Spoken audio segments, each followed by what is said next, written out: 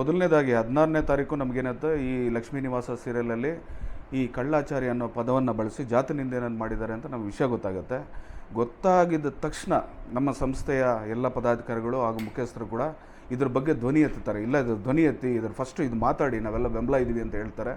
ನಾನು ಇಮಿಡಿಯೇಟ್ ಏನು ಮಾಡ್ತೀನಿ, ಅವ್ರಿಗೆ ನಿರ್ದೇಶಕರು ನಿರ್ಮಾಪಕರ ನಂಬರ್ಗಳು ತೊಗೊಂಡು ಅವ್ರಿಗೆ ಕಾಲ್ಗಳನ್ನು ಮಾಡ್ತೀನಿ. ಅದರಲ್ಲಿ ನಿರ್ದೇಶಕರು ಹೇಳ್ತಾರೆ, ಇಲ್ಲ ನಾವು ಆದಷ್ಟು ಜಲ್ದಿ ಅದನ್ನು ಮಾತಾಡ್ತೀವಿ, ನಿಮಗೆ ಫೋನ್ ಮಾಡಿಸ್ತೀವಿ, ಅವರಿಂದ ಏನಾದ್ರು ತಪ್ಪಾಗಿದ್ದರೆ ಒಂದು ಕ್ಷಮಾಪಣೆಯನ್ನು ಕೇಳಿಸ್ತೀವಿ ಅಂತ ಎಲ್ಲವನ್ನೂ ಹೇಳ್ತಾರೆ. ಬಟ್ ಅದು ಬಾಯಿ ಮಾತಾಗುತ್ತೆ, ಬರೀ ಫೋನ್ ಟಾಕ್ ಆಗುತ್ತೆ. ನಾವು ಅಷ್ಟಕ್ಕೆ ಸುಮ್ಮನಾಗಲ್ಲ, ಯಾಕೆಂದರೆ ನಾವು ಇದು ಹಲವಾರು ಬಾರಿ ನೋಡಿಬಿಟ್ಟಿದ್ದೀವಿ. ಬರೀ ಈ ಬಾಯಿಗೆ ಬಂದಂಗೆ ನಮ್ಮ ವಿಶ್ವಕರ್ಮ ಸಮಾಜವನ್ನು ಮಾತಾಡೋದು, ಆಮೇಲೆ ಎಲ್ಲೋ ದೂರದಲ್ಲಿ ಕೂತ್ಕೊಂಡು ಒಂದು ವಿಡಿಯೋ ಮಾತಾಡಿ ನಾವು ಕ್ಷಮಾಪಣೆ ಮಾಡಿದ್ದೀವಿ ಅನ್ನೋದು ನಾವು ನೋಡಿರೋದ್ರಿಂದ ಇದನ್ನು ಹೀಗೆ ಬಿಡಬಾರ್ದು ಅಂತ ನಮ್ಮ ಹಿರಿಯ ನಮ್ಮ ಸಂಬಂಧಪಟ್ಟ ಗೌರವಾಧ್ಯಕ್ಷರ ರವಿಯವ್ರನ್ನ ನಾವು ಕನ್ಸಲ್ಟ್ ಮಾಡ್ತೀವಿ, ನಮ್ಮ ಮೀಡಿಯಾ ಪರ್ಸನ್ ವಿಕಾಸ್ ಅವ್ರ ಹತ್ರ ಮಾತಾಡ್ತೀವಿ, ಭಾಳಷ್ಟು ಮುಖಂಡರ ಹತ್ರ ಮಾತಾಡ್ತೀವಿ.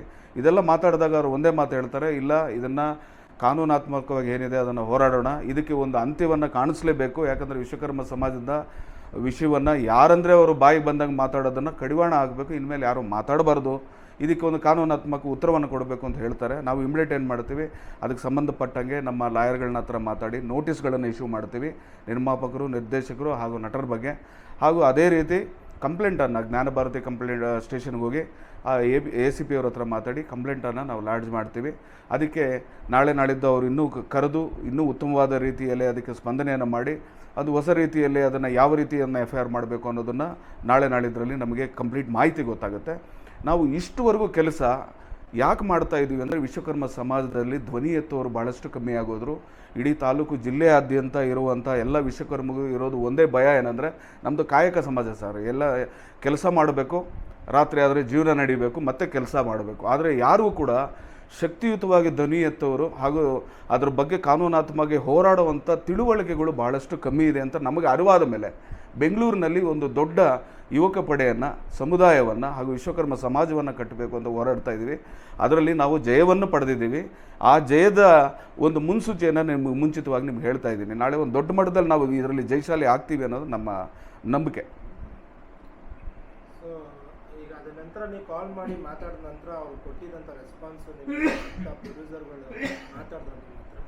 ಖಂಡಿತವಾಗ್ಲೂ ನಮ್ಮ ಗೌರವಾಧ್ಯಕ್ಷ ರವಿ ಅವ್ರಿಗೆ ಕಾಲ್ ಮಾಡಿ ನಾವು 8:30ಗೆ ನಿಮ್ಗೆ ಸಿಗ್ತೀವಿ, ಅದಕ್ಕೆ ಯಾಕೆ ನೀವೇನು ಮಾಡಬೇಕು ಹೇಳಿ, ನಾವು ಮಾಡ್ತೀವಿ ಅಂತ ನಮಗೊಂದು ಭರವಸೆಯನ್ನು ಕೊಟ್ಟಿದ್ದಾರೆ. ಬಟ್ ನಾವು ರಾತ್ರಿ 8ರಿಂದ ಸುಮಾರು 10:30ವರೆಗೂ ನಾಗರಬಾವಿಲಿರೋ ಅವ್ರ ಪ್ರೊಡಕ್ಷನ್ ಹೌಸಲ್ಲಿ ಕಾಯ್ತೀವಿ. 10-11 ಗಂಟೆ ಕಾದರೂ ಕೂಡ ಅವ್ರು ಯಾವುದೇ ಫೋನನ್ನು ರಿಸೀವ್ ಮಾಡಲ್ಲ, ಅವ್ರು ಪಿಕ್ ಮಾಡಲ್ಲ. ಅದಕ್ಕೆ ಸಂಬಂಧಪಟ್ಟ ಒಂದು ಬೇಜವಾಬ್ದಾರಿತನ ನಮಗೆ ಕಾಣಿಸುತ್ತೆ. ಆ ಬೇಜವಾಬ್ದಾರಿತನದಿಂದ ನಾವು ಏನು ಮಾಡ್ತೀವಿ, ಮಾರನೇ ದಿನವೇ ಅದಕ್ಕೆ ಸಂಬಂಧಪಟ್ಟ ದಾಖಲಾತಿಗಳನ್ನ ತಗೊಂಡು ನಾವು ಅದಕ್ಕೆ ಕಂಪ್ಲೇಂಟ್ ಮಾಡಬೇಕು ಅಂತ ಪ್ರಯತ್ನ ಮಾಡ್ತೀವಿ. ಅದಾದಮೇಲೆ ಅವ್ರು 100 ಬಾರಿ ನಾವು ಫೋನ್ಗಳು ಮಾಡ್ತಾರೆ. ನಾವು ಆವಾಗಲಿಂದ ಅವ್ರು ಯಾವುದೇ ಕರೆಗಳನ್ನ ಕೂಡ ನಾವು ಸ್ವೀಕಾರ ಮಾಡೋದಿಲ್ಲ.